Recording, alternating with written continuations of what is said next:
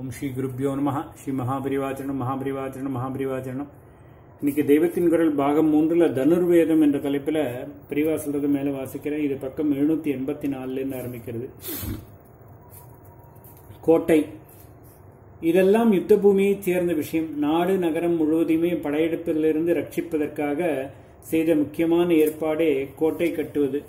ரொம்ப பெருசாக பலமாக செய்வது இது. அதனால்தான் என்ன கோட்டை கட்டுக்கொண்டிருக்கிறேன் என்று கேட்கிற வழக்கம் ஏற்பட்டு இருக்கிறது. ராஜஸ்தான் ராணாக்கள் சித்தோரில் விசேஷமாக கோட்டைகள் கட்டினார்கள். சிவாஜியும் மகாராஷ்டிராவில் நிறைய கட்டியிருக்கிறார். அரண் என்ற கோட்டை, அகழ் என்ற அதை சுற்றி ஜலம் இருக்கும்படி வெட்டுவது முதலியானவற்றில் தமிழ்நாட்டு மூவேந்தர்களும் சிறப்பு பெற்றிருந்தார்கள். திருக்குறளில் அரண் என்றே 10 செய்யுள் கொண்ட ஒரு அதிகாரம் இருக்கிறது. பொது ஜனங்களுக்கு யுத்த அபாயமில்லாமல் பெரிய காப்பாய் இருந்தது அரண்தான். அதனால்தான் தர்மத்துக்கு அரண், சத்தியத்துக்கு அரண் என்றெல்லாம் பெரியவர்களை கொண்டாடும் போது சொல்கிறோம். கோட்டைக்கு சம்ஸ்கிருதத்தில் துர்கம் என்று பெயர். சுலபத்தில் பிரவேசிக்க முடியாதது என்று அர்த்தம். இகத்திலும் பரத்திலும் பெரிய ரக்ஷையாக இருக்கிற அம்பிகையை துர்கா என்கிறோம். வடக்கே துர்க் என்று முடிகிற அநேக ஊர்கள் அங்கே எல்லாம் பூர்வத்தில் கோட்டைகள் இருந்ததை காட்டுகின்றன.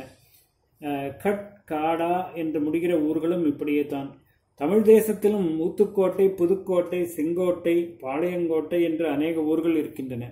செஞ்சிக்கோட்டையும் வேலூர் கோட்டையும் டூரிஸ்ட் சென்டர்களாகவே இருக்கின்றன. இவற்றிலே எத்தனையோ மர்மங்கள், பண்டங்களும் மனுஷர்களும், முக்கியமாக ஸ்திரீகள் எதிரிகள் கையில் சிக்காமல் இருப்பதற்காக நிலவரை என்றும் அண்டர் கிரவுண்டில் வைத்திருப்பது முதலான பல ஏற்பாடுகள். யூகம் மாதிரியே கோட்டையிலும் பல அமைப்பு முறைகள் உண்டு. கோட்டை நிர்மாணத்தாலேயே நாடு நகரத்துக்கு க்ஷேமம் உண்டாகும்படியாக அவற்றை சாஸ்திரவக்தாக மந்திரபூர்வமாக பண்ணவும் வழி இருக்கிறது. சயனம் என்பதாக வேதத்தில் யஜ்யங்கள் செய்த கட்டுமானங்களுக்கான ரூல்களின் அடிப்படையிலேயே கோட்டை நிர்மாணம் செய்யப்பட்டதாக சொல்கிறார்கள். மனுஷ சாமர்த்தியத்தோடு மந்திரங்களாலும் வைதிக வடிவமைப்புகளாலும் ஏற்படுகிற தெய்வ சக்தியும் கோட்டை அமைப்பதில் பிரயோஜனமாய் இருந்திருக்கிறது. ஸ்ரீசக்கரம், ஷட்கோணம், சுதர்ண சக்கரம் என்றெல்லாம் சொல்பவை கூட சிலவித வடிவமைப்பினாலேயே திவ்ய சக்தியை பெறுவதுதானே. இப்படியே காஞ்சிபுர நகரத்தையே ஸ்ரீசக்கர ரூபத்தில் ஆச்சாரியால் புனர் நிர்மாணம் பண்ணி தந்தாராம். கோட்டையிலும் இப்படி சக்கராகாரம், பத்மாகாரம் என்ற பல டிசைன்கள். கோவிந்த தீட்சிதர் தஞ்சாவூரில் புதிதாக காரூடமாக கருட ரூபத்தில் கோட்டை கட்டச் செய்தாராம். கோட்டை பற்றி இப்படிப்பட்ட அருமையான தத்துவங்கள், செய்முறை எல்லாவற்றையும் இப்பொழுது நாம் கோட்டை விட்டு நிற்கிறோம். பழைய கோட்டை அத்தனை ரெலிக்காக நிற்க விட்டிருப்பது தான் நம் பெருமையாக இருக்கிறது. மல்யுத்தம் ஜீவனத்துக்கு பணமும் அவசியம்தான். வைராக்கியம், சந்நியாசம் என்று உத்தேசித்தால் நடைமுறைக்கு பிரயோஜனம் இல்லை என்று அர்த்தசாஸ்திரத்தை கொடுக்கிறார் போலவே சரீர பலத்தாலும் ஆயுத பலத்தாலும் ரட்சித்துக் கொள்ள வேண்டியதும் அவசியம்தான் என்றே தனுர்வேதத்தை கொடுத்திருக்கிறார்கள். ஆயுதம் இல்லாமலே குத்துச்சண்டை, மல்யுத்தம் போல முதலியனவரும் தன்னுடைய சரீர பலம் ஒன்றையே மாத்திரம் கொண்டு செய்வது உண்டு. மல்லர்கள் என்று மல்யுத்த வீரர்களை சொல்லுவார்கள்.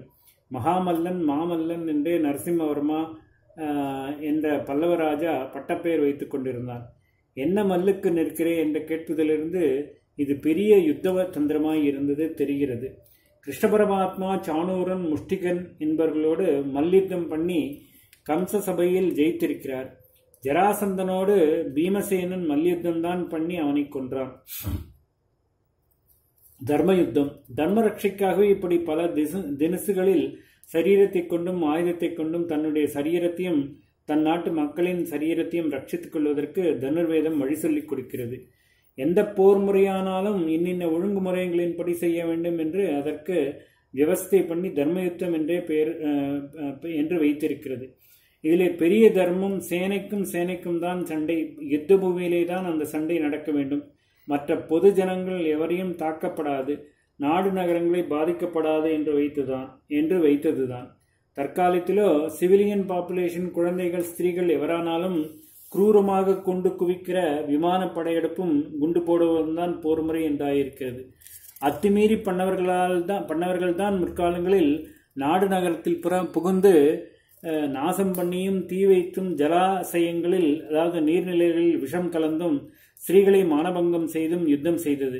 இவர்கள் ரொம்பவும் குறைச்சலே. துருக்கர்கள் முதலான அந்நிய தேசத்தவர்கள் இந்த மாதிரி முறைகெட்ட காரியங்களை செய்ய ஆரம்பித்த பின் தான் இங்கே இவை சற்று பரவின.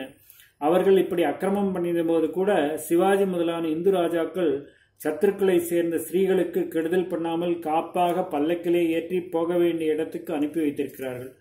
பாபங்களிலும் பிராயச்சித்தமே இல்லாத சில மகா பாபங்கள் உண்டு. இவற்றை பண்ணினவர்களுக்கு ஆததாயி என்ற பெயர். தர்ம யுத்தமாக சரீர ஆயுத பலங்களை மட்டுமே காட்டி ஜெயிக்காமல் நெருப்பு வைக்கிறவன், விஷம் வைக்கிறவன், நிராயுதபாணியாக இருப்பவனை ஆயுதத்தால் கொள்பவன், கொள்ளையடிக்கிறவன், நிலத்தை பிடுங்கிக் கொள்கிறவன், பரஸ்திரியை அபகரிக்கிறவன் ஆகியவர்களை ஆததாயிகளின் லிஸ்டிலே சேர்த்திருக்கிறது. இதிலிருந்தே தர்ம விவஸ்தை நம் யுத்தமுறையை எப்படி கட்டுப்படுத்தி இருக்கிறது என்று தெரிந்து கொள்ளலாம். முன்னேயே இன்னொருதான் இன்னாருடன் யுத்தம் செய்யலாம் என்ற கட்டுப்பாட்டை சொன்னேன். சமபலம் உள்ளவர்களை யுத்தம் செய்து கொள்ள வேண்டும். சரணாகதி பண்ணுகிறவனை அடிக்கக்கூடாது.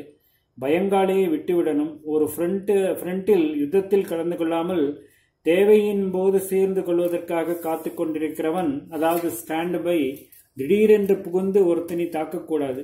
ரொம்ப முடியாமல் சத்துரு கொஞ்சம் சிரம பரிகாரம் செய்து கொள்கிறான் என்றால் அவனுக்கு அனுமதி தர வேண்டும்.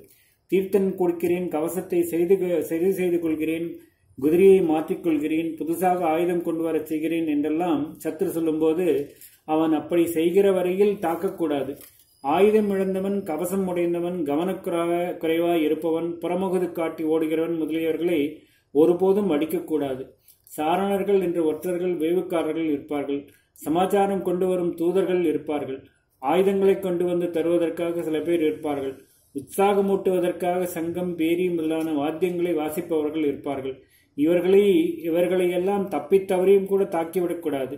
ராவனுடைய சாரணர்கள், தூதர்கள் ஆகியவர்களை வானரங்கள் இம்சிக்காதபடி ராமர் யுத்த தர்மத்தை அவர்களுக்கு சொன்னதாக ராமாயணத்தில் இருக்கிறது.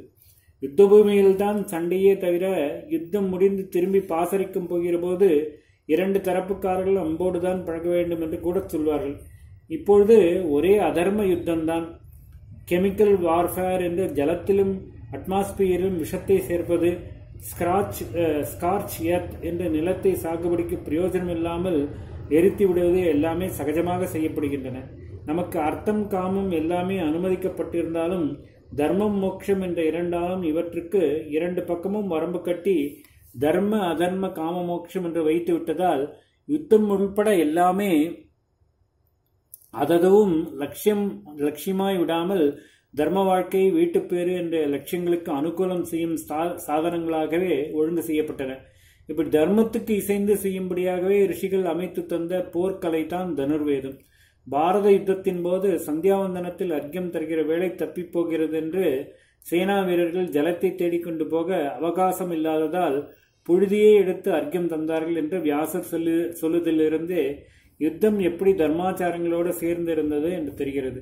தமிழிலே அர்த்தபுஷ்டியுடன் மரக்கருணை என்று சொல்வார்கள். லோகத்தில் தர்மம் தழைக்க வேண்டும் என்ற உசந்த லட்சியத்துக்காகவே கடுமையாக நடந்து கொள்வதுதான் மரக்கருணை. இந்த அடிப்படையில் அனுஷ்டிக்க வேண்டியதே தனுர்வேதம். ஓம் ஸ்ரீ குருப்யோ நமः. ஸ்ரீ மகாபரிவாஜனம் மகாபரிவாஜனம் மகாபரிவாஜனம்.